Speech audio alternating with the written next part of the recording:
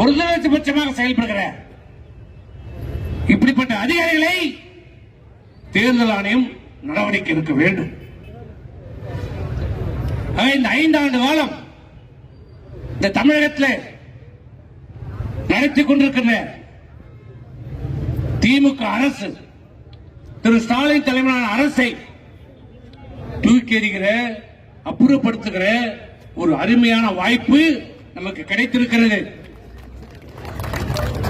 வருகை தந்திருக்கின்ற அனைத்து பொறுப்பாளர்களும், அனைத்து நிர்வாகிகளும் ஒற்றுமையாக இருந்து பணியாற்ற வேண்டும். யார் வேட்பாளர் என்பது நமக்கு முக்கியமில்லை. நம்முடைய நோக்கம், லட்சியம் இந்த அரசு கஞ்சா அரசு, போதை அரசு, மக்கள் விரோத அரசு, ஏழைகளை பற்றி சிந்திக்காத அரசு, இந்த ஸ்டாலின் அரசை தூக்கி எறியப்பட வேண்டும். அது மட்டும்தான் நம்முடைய லட்சியம். மக்களிடம் எடுத்து சொல்லுங்கள், வாக்காளரிடம் எடுத்து சொல்லுங்கள். இந்த அரசனுடைய தவறுகளையும் குறைகளையும்,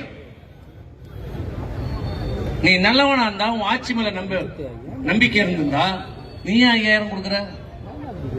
யார் வீட்டுக்கு காசு கொடுக்குற? யார் வீட்டு காசு கொடுக்குற?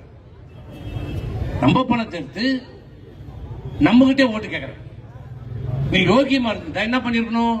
அந்த 28 மாசம் தரல பாரு பணம், அத நீ கொடுத்துட்டீனா நீ நல்லவன், யோகியவன்.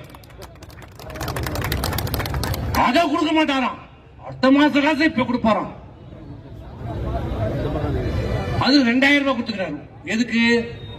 இந்த வெயில்ல நீங்கெல்லாம் கோடை வெயில்ல ஊட்டி கொடைக்கானல் போனோமா, 2000 ரூபாய். இந்த பட்ஜெட் கேன்சல் வரைக்கும் போய் வந்த கூட பத்தாது. எப்படியெல்லாம் இந்த அரசு ஏமாற்றுகிறது. தினந்தோறும் வசனம், கவிதை சொன்னார். கனவு காணும் அவர் சொல்றார். அப்துல் கலாம் கனவு காணும் சொன்னார்.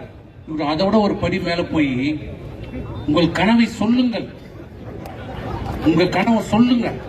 இவர் நிறைவேற்ற. ஆமா, எனக்கு நயன்தாரா போனோம், இவர் கனவு நிறைவேற்றா? கேட்பான், நயன்தாரா எனக்கு கல்யாணம் பண்ணி வைன்னு கேட்பான். இவர் கனவு நிறைவேற்றுவாரா?